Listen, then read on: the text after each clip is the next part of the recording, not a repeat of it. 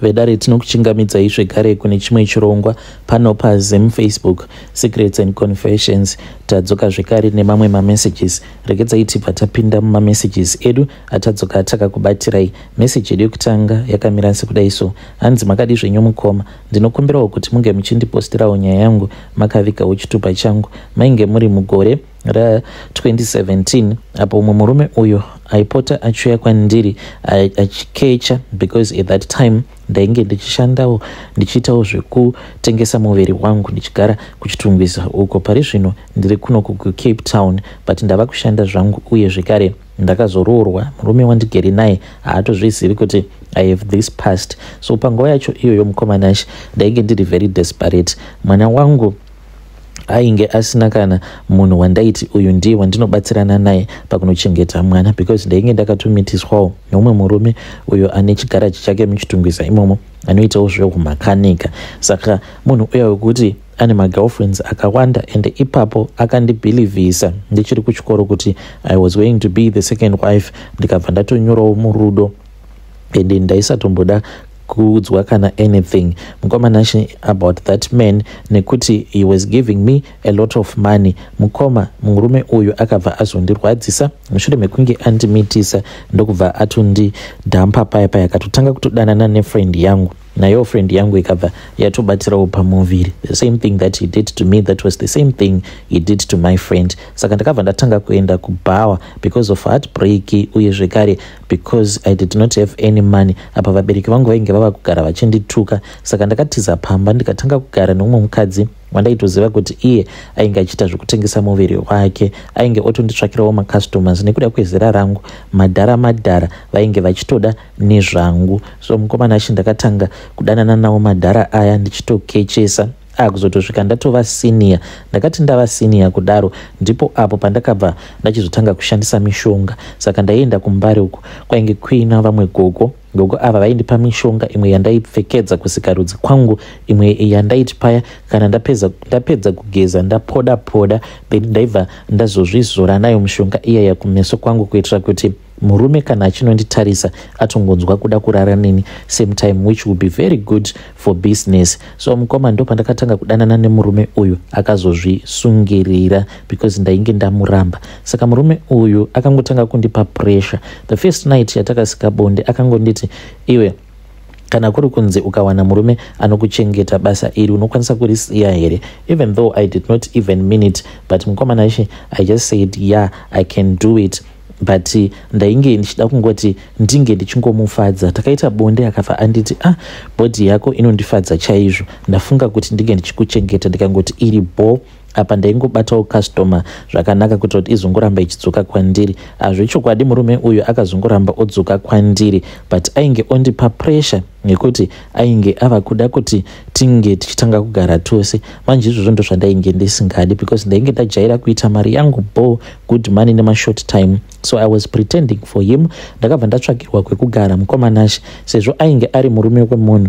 There was no way he could be with me each and every day. Ndakabva ndazosarudza kuti zvainge zviri nani kuti ndinge ndichizopota ndichimbounza maboyfriends iye paanenge asipo. Saka akatosvika pakuudza mukadzi wake kuti amainini vainge vavako, apa ndini ndainge ndichinzi amainini ndichitoita hangu zvechihure. So mukadzi wacho akazofind out kuti inini ndainge ndichiita zvekukechesa. The wife tried to tell the husband kuti ndaitova uhurere mubhawa, but nekuda kwekuti ndaimushandisira mishonga akazviramba, akasvika pakunorova mukadzi wake. Akarova mukadzi wake zvekuti mukadzi wacho akasvika pakuvhunika ruoko nekuda kwangu chete.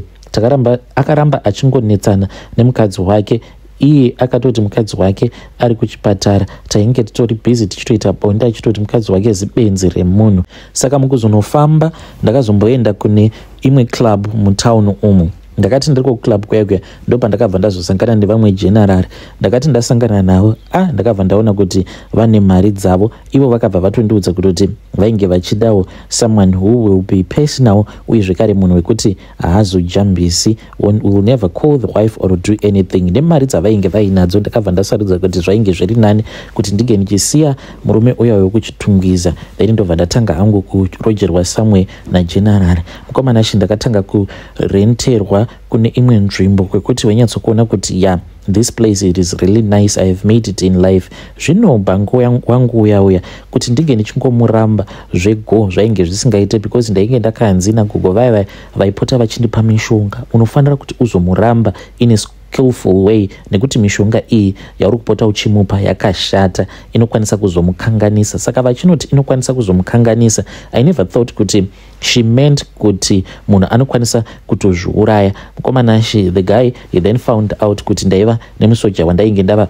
kudanana naye, so iye paakangoziva kuti that was the case akauya kumba one day, he was very sad. Akabva ati saka ndozvawafunga here, watofunga kundiramba? Ndakabva ndatoti wainge uri mukana wekuti ndinge ndichimuramba. Ndakabva ndakanganwa zvose zviya zvandainge ndakaudzwa nagogo vaya kuti mukunomuramba ndaifanira kuti ndinge ndichizomuramba mune zvakanaka. Mukomanashi ndakabva ndamuudza kuti ndainge ndava kusada nezvake, ndokubva ndatomudzinga pamba. Akabuda pamba pangu achichema, he was crying a lot. Ndikabva ndati kana hanya handikendenge ini, ndokubva ndatongosiyana naye. Zvadaro mukomanashi ndakabva ndachizongoenderera mberi ndichidanana nemusoja wangu uya, but after about 2 months ndopa ndakazonzwa zvichinzi murume uyu ainge akazvisungirira. Ndakarwadziwa zvisingaite mushure mekunge ndanzwa kuti ainge akazvisungirira, but what was I supposed to do? Because munhu ndainge ndava kusada nezvake akamanikidzira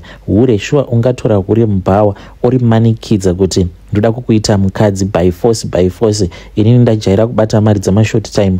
Munhu anotorwa achiburitswa mubhawa munhu uya wekuti anenge aneta, asvika pakuzviudza kuti inini zvechihure handichazvidi. But men should not make that mistake yekuti kana ukangosangana nemukadzi maita short dambu chenyu wava kutoti ndava kuda kutokuroora, because it won't even mean anything. So ndiyo confession yangu iyo mukomanashi. Ndakabva ndazouya kuno kuSouth Africa, ndauya kuno ndokubva ndazviwanikwa zvangu, and I made sure kuti my husband will never know kuti in the past that is what I used to do. Uye zvekare handidi kuti ange achizviziva kuti kumashure uku nekuda kwechihure nditori nemunhu akazviuraya, he committed suicide all because of me. I will die to keep that information safe from him.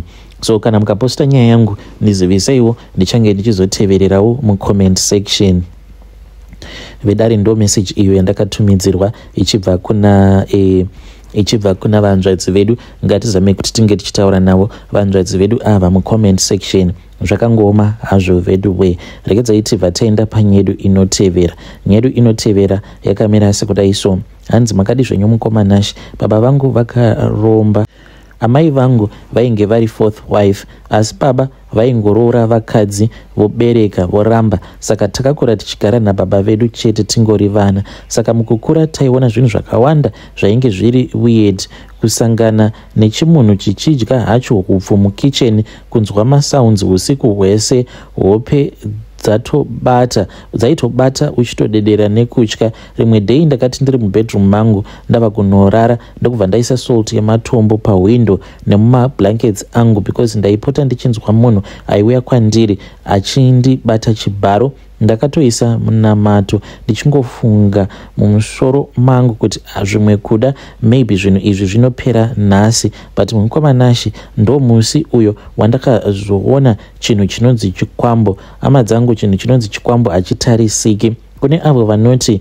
zvinhu izvi hazviko, ndinongonamata munamato wangu ndewekuti dai one day Mwari vakangokuvhurai maziso enyu emweya, kana ukaona kwambo, your life will never be the same. Mukoma ndakati ndakarara kudaro ndakangokaruka ndadzipwa, uye zvekare chainge chichiri kuda kundivhara maziso angu. Saka chakati chakandidzipa kudaro ndokubva chazondisiya, chakabva chazouya ndokubva chazopfugama padhuze nemusoro wangu, chakabva chazoisa sikarudzi yacho pamaziso angu kuri kundidzimaidza. Chikabva chati nhasi handikusiye uri mupenyu, nhasi ndoda kukusakadza. Apa chichiti nhasi ndinoda kukusakadza chainge chichireva nesikarudzi yacho chichiti ndoda kukusakadza nayo nhasi, handikupika nazororo usiku hwose ndichange ndichizongokuita.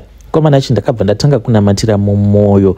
Apa chakabva chatanga kuita bonde neni, ndakatochiona chichitoita bonde neni kusvika kwaedza ndisina kana kumbopiwa zororo. Mazuva angu ekumaperiods akazoti asvika, ndakati ndakapfeka penti, handitombozivi kuti chii chakaitika ipapo. Ndakapfeka penti kudaro mukoma ndakarishaya mukoma, ndakashaya penti nepedi rangu ndakaripfeka. Then rimwe day ndakamuka zvekare, penti rangu rainge rakachekwa pakati pasina kachira papenti, uye zvekare ndaitorota hope dzekutoti ndaiti kana ndikaudza baba ndo mistake uya ndainge ndichiita ipapo ndisingazivi kuti baba vangu ndo vainge vakatoromba. Ndaiti kana ndikavaudza paya kuti baba munombozviziva here kuti ndikurota hope dzakati nedzakati nedzakati, baba vaibva vapopota. Baba vangu vakazorwara vakafa. Musi wavakazofa vakandishevedza vakandiudza kwava kuti ndinofanira kuti ndinge ndichizoenda kunosunungurwa vachibva vafa havo. Saka vakangondibata ruoko rwangu vakabva vatanga kueredza misodzi vakati, ndakakushayishira mwana wangu, ndakakutadzira, ndikuda kuti unge uchizoenda kunosunungurwa. So after 10 years ndakarwara mukomanashi, ndakarwara zvisingaiti, ndokubva ndazobudirwa nemweya. Mweya uyu waitotaura mukomanashi, uye zvekare ndainge ndorotesewa ndichitonzi enda kwakati enda kwakati. Izvo mhepo iyo yainge ichitaura yainge iri mhepo yagogo amai nyakubereka baba vangu. Saka ndo vakabva vazodzoka manje vakabva vazogara pamutumbi wangu. So ndakazosvika kune n'anga iya ende n'anga iyi yakatondiudza kuti yainge yakatorota, uye zvekare yainge yakatoudzwa nemhepo yagogo vangu kuti ndine muzukuru wangu achauya pano, sawira ndokuda kuti unge uchindisunungurira muzukuru wangu. Saka panguva iyoyo pandakazotanga kubetserwa ndakabva ndazoudzwa kuti baba vangu sezvo ivo vainge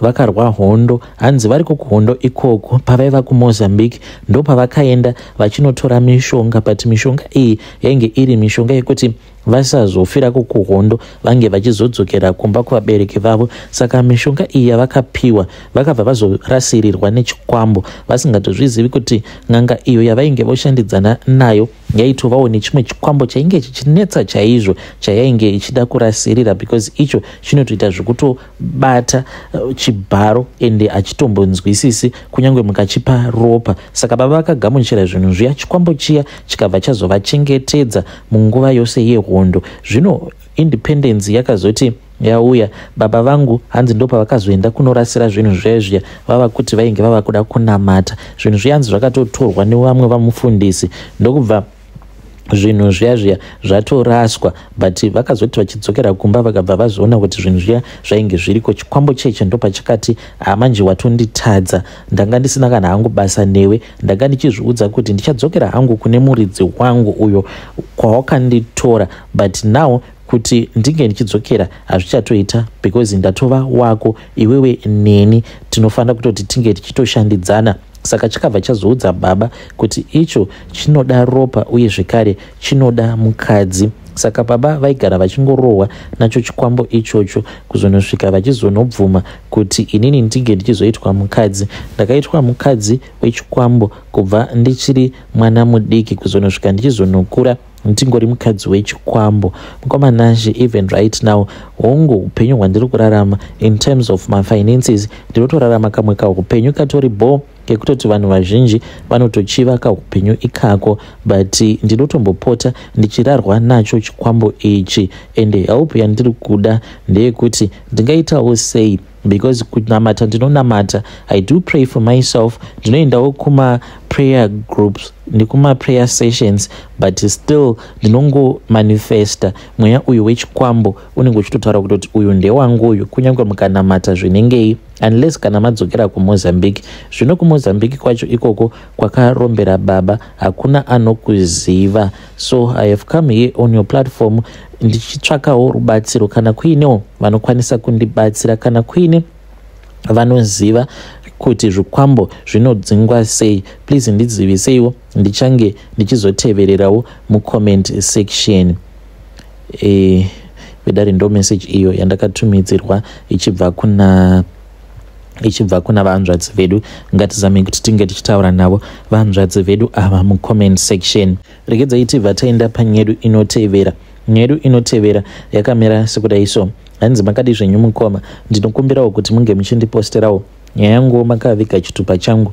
Ininiwo ndiri murume uye zvekare ndine makore 32 years ekuberekwa. Tiri kugarawo muno muHarare. So mukomana Shi, pamba pedu takambosangana neproblem yekuti taingoti tikawana mari taibva tashaya mari iya. Saka mukuzonofamba takaudzwa nevamwe madzibaba vekuHighfield uko kuti muvakidzani wedu ndiye akatitira mhiko dzekuti tinofanira kungofa tiri zvitamburi. Saka takapiwa munamato uyo watakaita the whole of last week tichikusha pagedhi repamba pemuvakidzani wedu usiku hwose. Zvino takabva tazoonekwa nevamwe amai ndokubva tafonera madzibaba vaya vakauya vachimhanya vakabva vati munhu uyu anokwanisa kuzokuexposai. Vakati vauya madzibaba vaya vainge vaine bakatwa ravo ravaiva naro. Saka ndakabva ndanzi ndinge ndichienda kunobayirira zvekare pagedhi rake mukadzi uya. Takanobayirira banga riya. Mukadzi uyu akamuka achirwara, kana kutaura ainge ava kusagona. Mukadzi uyu akashayika mukoma, ainge achingobuda ropa mumhuno uye zvekare nemumukanwa. Akatobva mukunovigwa mukadzi uyu. Saka zvose izvi zvakaitika mushure mekunge ationa usiku tiri busy tichikusha mvura yemunamato pagedhi remuvakidzani wedu. Tikabva taudza madzibaba vaya. Saka raitinawo ndiri kutya kuti zvinhu izvi zvatakaita takatouraya kamunhu. What if mweya wake ukazomuka uri mweya wengozi, tichazodii? Hei vedare, ndo message iyo yandakatumidzirwa ichibva kuna mukoma vedu. Ngatizame kuti tinge tichitaura navo mukoma vedu ava mucomment section. Strange things indeed they do happen in this world.